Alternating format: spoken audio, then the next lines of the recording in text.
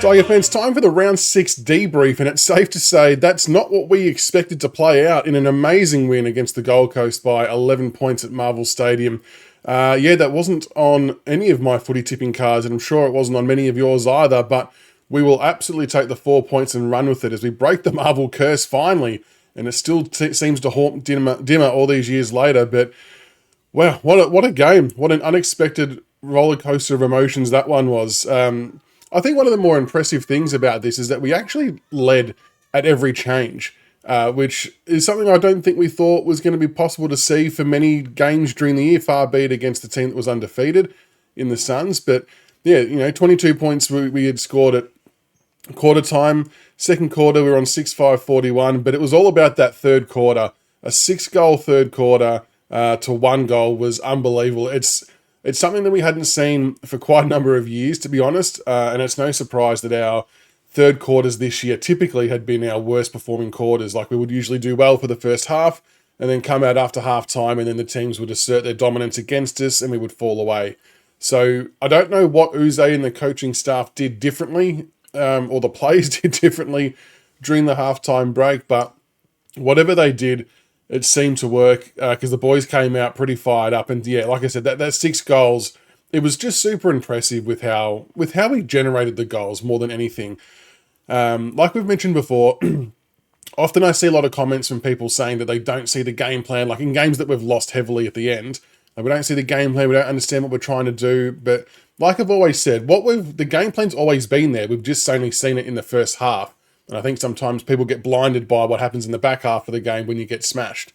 But it's always been there to see. So to see that fast ball movement, the run and carry, the running from behind to receive handballs, the kicks inboard, all that type of stuff, to see that for a lot longer in a game was really, really good to see. It was really encouraging. And look, we're probably not going to be able to do that every week. I don't want to be disillusioned with, I'm not going to sit here and say that's what we're going to do every week now moving forward, because it's just part of the form fluctuation of a young side, but you got to enjoy the highs while they're there, and that was really, really exciting. Seth Campbell in that third quarter, he had an absolute blinder, didn't he? A couple of his runs, he burnt Sam Collins, almost like he wasn't even there. He just ran around him and generated a goal from that.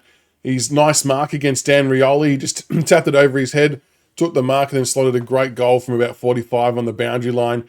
It never looked like missing, did it? Then you got players like Maurice Rioli Jr., who I was really encouraged by in the first half, and I saw a lot of negative comments towards his game in that first half. But I think you got to take the good with the bad sometimes. Like, he might have had a couple of turnovers, but you know what? He was actually trying to generate run. He was trying to give energy. He was trying to do all these things. I would much rather a player do that and cause a turnover than by showing no energy and no lack of trying, and no trying, and turning it over. So I'm okay with players having a dip, and if it goes wrong, it goes wrong. This is part of their learning experience. But then just seeing the second half, Morris get on the end of, he got a really nice goal courtesy of Tom Lynch's footy IQ, just tapping that ball back into play. Morris stayed in the contest and got that lovely goal. His pressure was good. I think he had 26 pressure acts, which was a team high. Might have even been a game high, possibly. 7 tackles, which was a team high as well. So I thought he had a really, really good game. And the second half for him was a really good reward for effort for what he was trying to do in the first half. So I was very, very happy for him.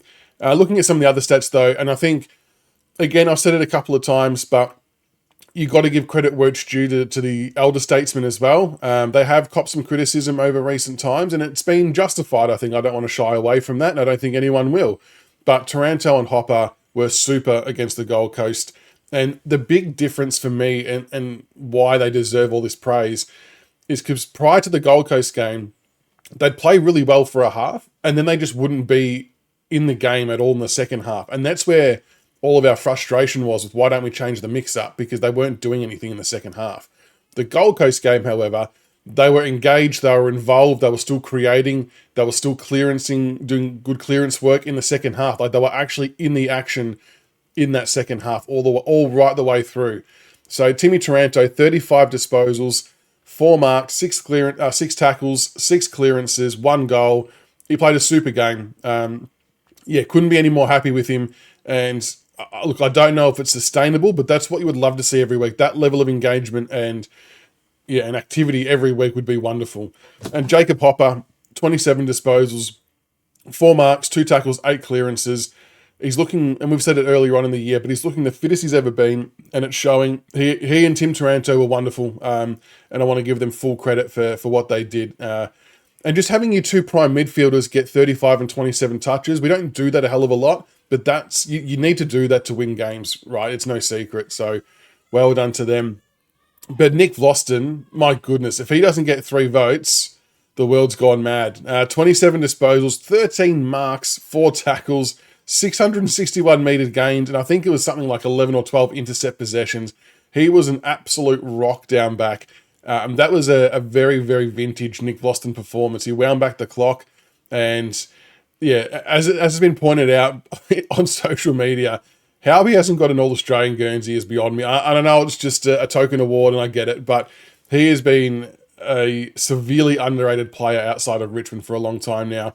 And he was a monster against the Gold Coast. He was huge. More of that, please, Nick. Noel Bolter, I want to mention as well. Obviously, there's a lot of talk about the other stuff, the other part of his life coming into this week. And I think there would have been a lot of worry in people's minds that, yes, we had selected him, but is he mentally going to be right in his head in the game to perform? And he definitely put that to bed pretty early, didn't he? He did an absolute number on Ben King. Kept him to 1 goal and maybe 3 or 4 kicks in totality. Again, similar to Vlaston, Bolter's intercept marking was wonderful. His 75-metre kicks is exactly what we needed.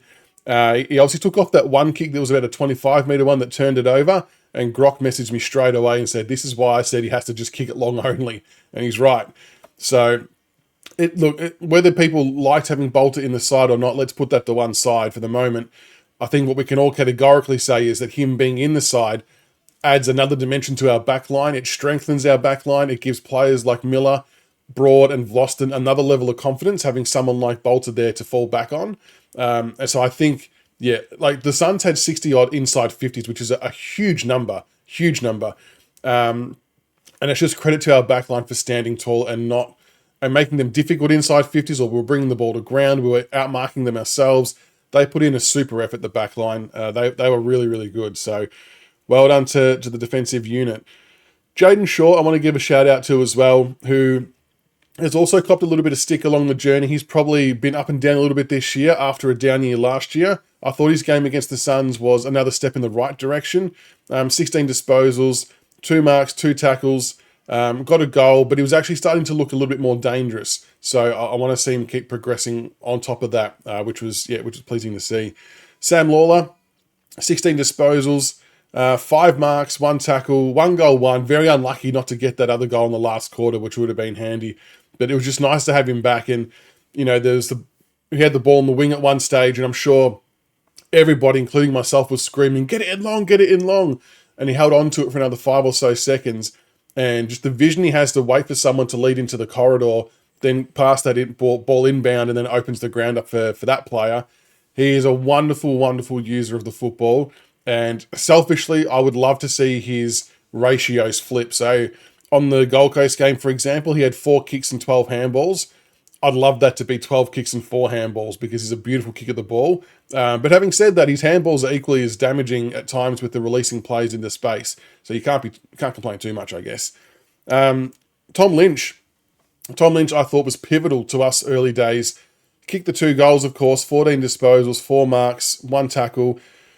But it's the energy and the contest he was creating. It worried Sam Collins out of doing what he was probably hoping to be able to do in that game and intercept and peel off and keep Tom Lynch on a tight leash. He just couldn't do it. And I'm really, I love his physicality, Tom Lynch. And equally as much that I love is seeing when there's a scuffle break out, Jonty Fall and Sam Lawler are right there getting in people's faces, dragging people off. They are not afraid to take a step into those type of situations. They will not take a backward step, those 2 gentlemen. And it's a pleasing sign. And I think the phrase I used I kind of felt like I was seeing it was unsociable tigers. I know we had unsociable hawks for quite some time. We all remember that. But I felt like we were being a little bit unsociable, and I like it. I really, really like it. And I think we would have gone into that match knowing that players like Collins and McAndrew, for example, love to mouth off a little bit. They get a bit chirpy when they're up and about. They're easy to wind up as well. We obviously got that double free kick off McAndrew for slinging Seth Campbell to the ground. So our players would have known this, and they could have gone into their shell, or they could have got on the front foot like they did and stuck it to them, and it rattled them a little bit, I think. And I think that actually went a long way into us winning that game, to be totally honest. So, and I know that only really works if you're hitting the scoreboard early and applying actual scoreboard pressure. But if we're in the position and we're doing that, I want to see more of this unsociable Tigers. I love it. Get stuck into them. Back yourself in, boys. Fly the flag. Yeah, it was cool. It was really, really good to see. Really enjoyed it. James Trezise, 13 disposals, 5 marks, 2 tackles, 2 clearances. I thought it was one of his better games. I'm enjoying seeing him learn and evolve on the wing. I think it's been a good move. I know we obviously trained him as a halfback for most of his career, but I'm understanding what Uzo's trying to do with having a left footer out there. And yeah, I think he's doing a good job. And then his counterpart on the other wing, Hugo Ralsmith, hasn't he been a welcomed addition back into the side? What I like about Hugo is a lot of the same things I liked about Camden when he was on the wing. Hugo's actually a really strong mark for someone of his size. He's not very thick, wide, but he's reasonably tall, I guess. But he's strong overhead. He's not losing many of these one-on-one contests that he's in on the wing. Great pace, breaks the line. And, you know, we've been screaming out for pace for the first 4 or 5 weeks, and we all know it. And it's no surprise that we look a bit better side when you add pace of Hugo in, you add the pace of Maurice Rioli in, and all of a sudden things start to work a little bit better for us, which is really, really good. Who else do I want to bring up? Seth Campbell, an amazing game, 2 goals, 15 disposals, a really good bounce back game for him after a bit of a down game last week.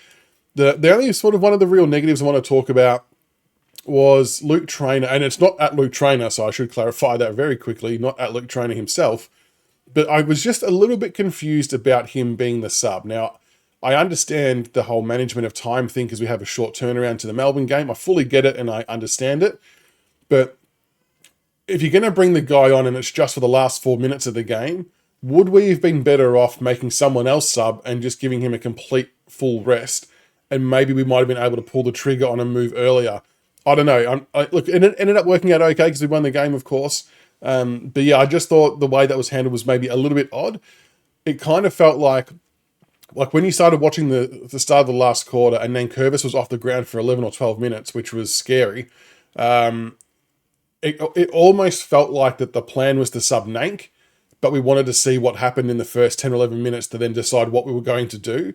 And then we obviously had to flip that around. So I feel like there was a little bit of changing stuff on the fly, which is okay as well, if that's the reason why. But yeah, it was interesting. Looking at some of the key stats, we had 42 inside 50s. So we were relatively strong in that area. So hopefully we can start bumping that up to, 50, 60 even. It would be lovely, as the Gold Coast Suns had 62 by contrast. Free kick count. We won another free kick count against the team in the comp who has the most free kicks. So that's something as well. It was an Easter miracle. Clearances, we lost 31 to 36. But again, I think the work that Taranto and Hopper did in there was super all game. You've got to be proud of the effort they put in. And it went a hell of a long way to us winning the game. We won contested possession, which is a really, really good stat to win. Matt Rao is obviously, you'd almost say at the peak of his powers at the moment. He's been smashing teams left, right, and centre, and he was getting on top of us really early as well. But to then for us to kind of win our fair share of contested possession, I think Lawler maybe sat on Rao for a little bit. Was good to see that we fought that out, because if you lose that stat, you typically get beaten more often than not. So good to see that we won that one. The other stats I wanted to talk about very quickly was our tackle count, 54 this week, which is a much better number than we had been doing previous weeks. But it's the stat below that, the tackles inside 50. We had 15 tackles inside 50, which is a great number. Our 2025 average is 6.8, so more than double our average. Last week, I'm pretty sure we had about 3 or 4, which was well below an ordinary effort. So to see that turnaround and bounce back was really important, because forward half pressure, tackles inside 50 typically leads to either goals or stoppages, which gives you a chance to score as well. So that's a really strong number. You look at Gold Coast, for example, they had 11 tackles inside 50 and their average is 11.2. So they got bang on their average, but we even beat what their average was, and they were undefeated. So they were obviously doing that really well throughout the course of the year. But yeah, Very, very good game from the Tigers. It's nice to get a win like that on the board. It was one that I must admit was a little bit surprising, and you've got to think that it wasn't that, you look at pre-season, not many people thought we would win a game, far be it win 2 games in the first 6. So that's a big tick right there. And if you actually look at the fixture, I'm just going to bring it up quickly. If you actually look at the fixture, it's been quite a difficult start to the year. And I don't know how many people factor this into calculations when talking about us. And I'm not at all saying that we're going to go on a big tear in the second half of the year if the fixture opens up. But you look at our first 6 games. Carlton, for all intents and purposes, are meant to be a top 6 side. They still might end up there. Obviously, they had a bit of a shit one against us, but we weren't to know that before the season started. Port Adelaide in round 2, they're meant to be a top 4, top 6 side. St Kilda, they're a finals-bound side who are on the up. I won't say top 4. Well, top 6 maybe, but top 6 to 8 roughly. They're kind of thereabouts. Brisbane, reigning premiers. And then Fremantle, who I think a lot tout as a top 4 to top 6 side, given their acquisitions in the off-season. And then Gold Coast Suns, who were up until that point in time undefeated. And I know they had some easier teams early on in the year as well, but you can only beat what's in front of you. They were looking $1 million and they were trajecting for finals as well. So our first 6 games have actually been quite tricky. So to get 2 wins out of those first 6 games is a phenomenal effort, to be honest. And I think it almost far exceeds any of our expectations in some weird, wild way. Like, we've already equaled the amount of wins that we had last year, and there's still plenty of footy left to be played. So that's a really exciting thing. But yeah, lovely win against the Suns. Short turnaround against the D's for Anzac Eve, which will be a huge game now after they got a win as well. It's a genuine 50-50 contest, but, oh, pardon me, 50-50 contest. But if we bring the heat that we brought to the Suns and play that unsociable Tiger football, I'd give us a chance for that. So, but keen to hear what you all think in the comments below from the Gold Coast game. Who was your 5, 4, 3, 2, 1 votes? An amazing team performance, an amazing third quarter, and very good to walk away a happy Tiger supporter from Marvel Stadium for once, would you believe? So make sure you like and subscribe for more Tiger content, and we'll see you on the Monday night show, 8:30 p.m. Go Tigers.